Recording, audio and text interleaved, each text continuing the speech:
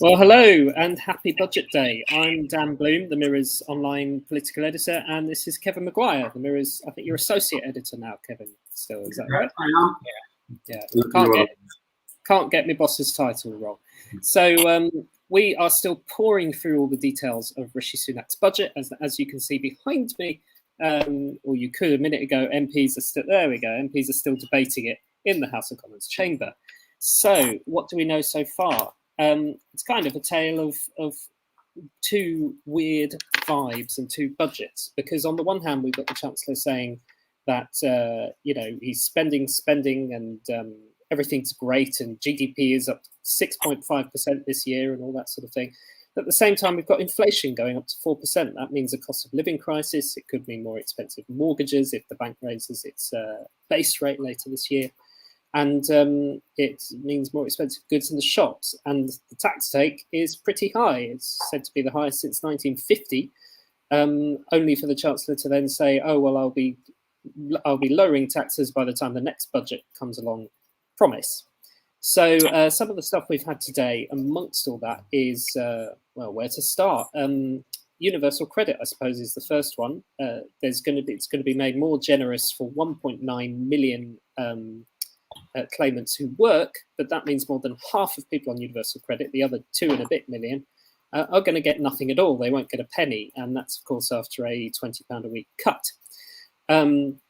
At the same time, we're looking at things like a total overhaul of alcohol duties. So that will make things like beer and wine cheaper, but spirits and port more expensive. It's a real loss for port drinkers. But champagne will be cheaper, which will be great for Mirror headlines, I'm sure.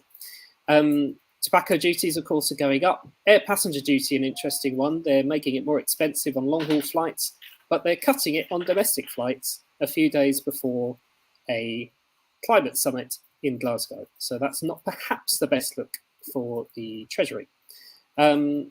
Lots of other things, a tax on developers, which was promised for a long time to tackle the cladding scandal. Will it be enough? The answer to that is usually no.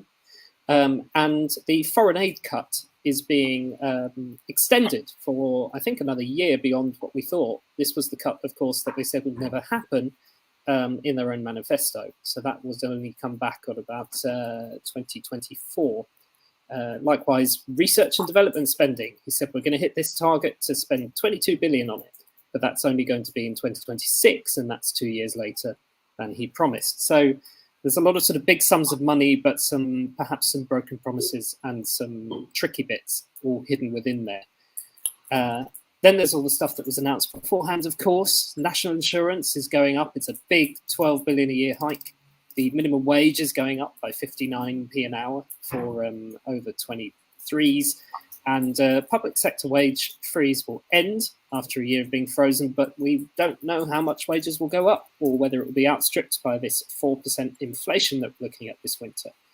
So I've given an incredibly mixed picture, Kevin, but what's your kind of instinct of what kind of budget this is?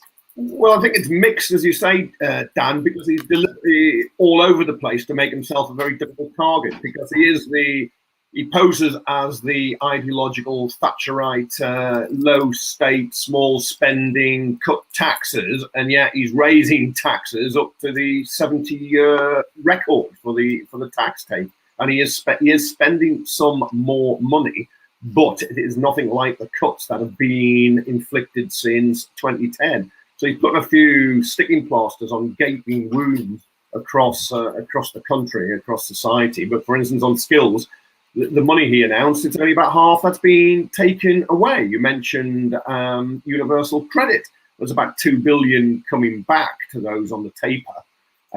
But he took away 6 billion with the withdrawal of the £20, which they said was temporary, but huge pressure within his own party to make that permanent. And some of the other changes coming in, like 3p off a pint. Well, you can't rush out tonight and do it. Not only because you would like to see it ever at all, but it's not coming in for about 18 months, is it, for that change? So he was all over the place, I think, deliberately to make himself a rather difficult target. But when you look at the detail, and no budget ever survives analysis, it's never as good as the Chancellor pretends, whatever the political colour of the Chancellor. When you look at the figures, for instance, household disposable income, how much households are going to have, it's been downgraded next year from 1.4% growth to just 0.3%, because, as you say, inflation is forecast to average over 4%. I thought when he said he would be writing to the governor of the Bank of England to remind him that the Bank of England's goal is to get inflation down to 2%. That was a nod and a wink to raise interest rates, which will create their own problems. And yeah, the economy is bouncing back pretty fast after record falls. You would think of that, and he said it'll reach its pre-pandemic level at the turn of the year. That probably means early next year. It's kind of just the language he uses to disguise that. But after that, after 2 years of 6% growth, recovering the lost ground, and we fell further than most of the major economies, so we got further to climb back up. After that, the levels of growth are anemic. In fact, I think at one point it's only 1.3% in a year, which is absolutely tiny, below the average during the Conservative era, when it's been 1.9%. Rachel Reeves, Labour's shadow chancellor, who was a late replacement for Keir Starmer, who was tested positive for COVID, and she did really, really well. Probably better than Starmer might have done, so it could worry him. But she contrasted the economic growth during the Conservative period of 1.9% average with Labour's 2.3% in their period, which included the financial crisis. So, yeah, you look at that budget, all the headlines you want to throw out all look positive. But once you begin to dig in and look at the detail, it ain't anywhere near as rosy as he pretended. So do send us your questions if you have them. I think our Facebook might be playing up, but we will try and get them across if they come through. A lot of what he announced, wasn't it, Kevin, was very kind of techie, business-facing, kind of highfalutin, maybe won't hit the reader straight away. A couple of things, though, definitely will. And the rabbit out of the hat was the universal credit change, which we kind of got wind of first last month. You did, yeah. So what's happening there is, and it's a lot better than was expected, it has to be said. They're changing the taper rate, which is how much benefit gets taken away for every pound that you earn if you have a job.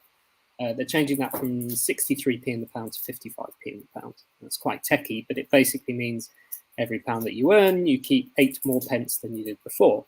Which adds up to a reasonable amount, and actually for some people who are in work will make up the £20 a week cut. Yeah. Now, the problem with that is that fewer than half of people on universal credit are in work, and it's not just a case of people, being lazy and work shy. It's that that's not what's happening here. What happens is that people either can't find a job or can't find a job that's right for their skills, or more often, and sort of 1.5 million or so people, they can't work or are told they don't have to work because of disability, because of illness, because of caring responsibilities.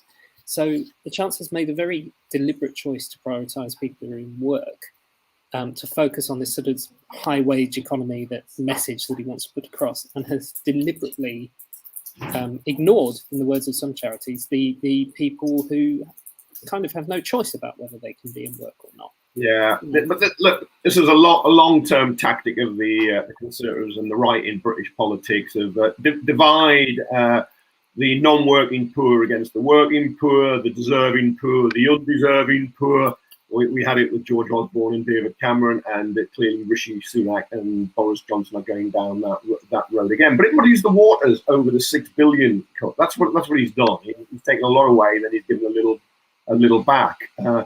He takes away more and you get back less. He's done it deliberately. But taper problems weren't invented in 2010 with the Conservatives. They bedeviled Labour during that era. That move is certainly welcome, 63 to 55p. And he said, Sunak, that Ian Duncan Smith, who designed universal credit when he was DWP secretary, thought it should be 55. And in fact, he quit when George Osborne, the then Chancellor, kept asking him to make it higher to pay out less. But while it's welcome, and yes, as we both point out, he's taken away more from people on universal credit than they will get back because of this change. There's something really that just makes you sick when you think the top rate of income tax is 45%, and yet a low earner, because of this taper, will still be paying 55% at a higher marginal rate of tax. That cannot be fair. So yes, he's given something back, but this shouldn't be the end of the issue. The whole benefits and work system needs to be reformed and made fair, because it isn't fair now. So we have a question. It's from Jenny Jones, who says, is the allowance not being increased too? It is, that's right. So as well as the taper changing, which I explained just now, the work allowance, which is basically the amount that some people can earn before that taper kicks in, is being raised by £500 a year. So that's not a huge amount per month. It's sort of £42 or something. But it means you can raise that extra. It means you can earn that extra amount of money without any benefits being taken away at all. So that is, for some people, actually going to be a lot more valuable than the taper rate change. Now, the problem with that, though, is that not everyone who works on universal credit gets this allowance. Some people have every penny of what they earn kind of tapered away from the very first penny that they earn, and the allowance is there, and it's sort of £300-something a month, but it is for people who have a child, are responsible for a child, or have limited capability for work. So sort of single people or couples who live without kids, they don't get helped by that particular thing. Yeah, it'll also give the poor some more money if they work to pay national insurance and income tax rises. He's freezing the income tax allowances, and of course that 1.25% national insurance increase is coming in. I think we've got to look at this budget in a wider picture of what he already planned, and he tried to steer clear of today, including freezing those income tax allowances and that 1.25% national insurance increase for employers and employees, which will take £12 billion from that. When he likes to be presented as somebody who is splashing the cash, while at the same time being a Thatcherite cutting taxes. He's a really conflicted chancellor, because politically they want to face two ways at once. They want to repeal now the Conservative Party to northern red wall Labour voters and those seats they won, but they also want to try and appease loaded Middle England. So Veronica, the state pension, I can tell you, is going up in 20. It's going up by, I think, 3.1%, but I haven't got everything in front of me. However, there's an interesting little bit in the gigantic budget book here. If you look on page, where is it? Sort of over here somewhere.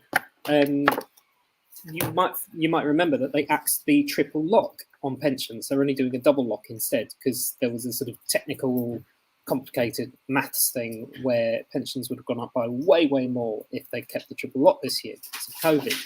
Now, getting rid of that triple lock is saving the Treasury and therefore taking away from pensioners £5.4 billion pounds per year, which is kind of really big in budget terms. It really shows the extent to which, the desperation that they had to make sure the triple lock was axed, even though it was in their manifesto, and it's because of this sort of number anomaly, I think is kind of how they called it.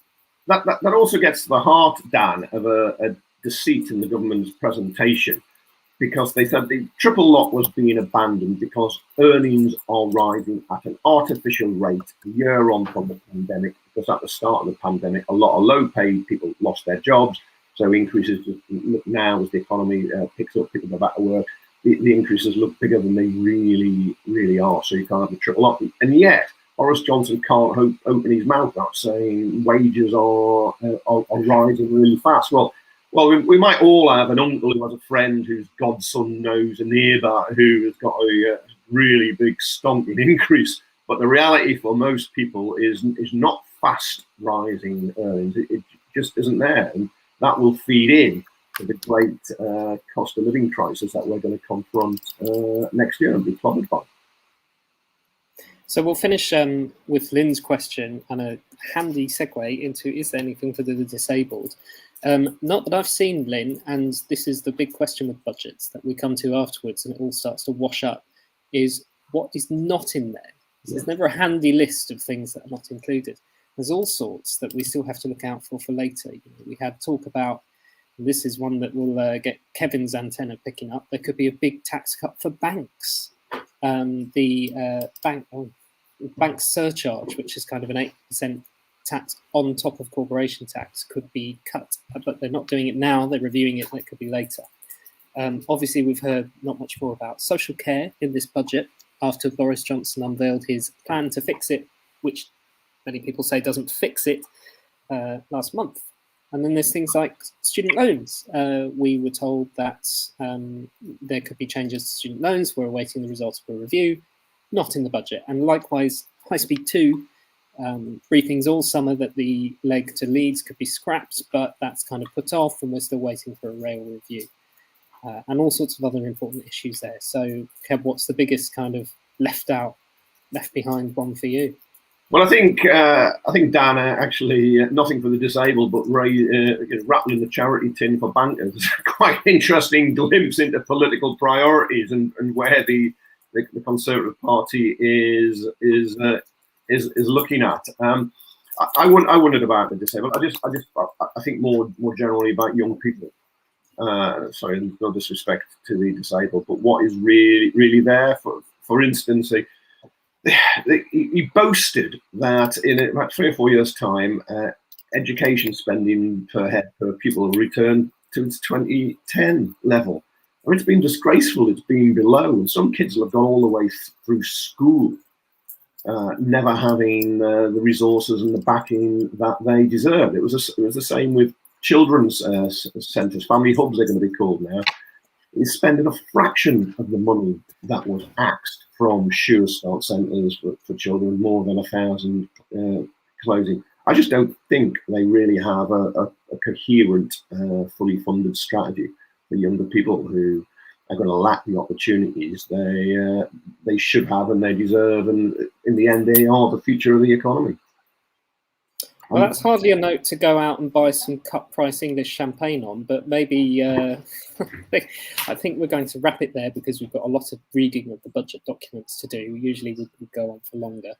And thank you for tuning in, and thank you for your questions, because they keep us honest and force us to look into the detail of the plans, don't they? So until next time, until the next budget, cheerio.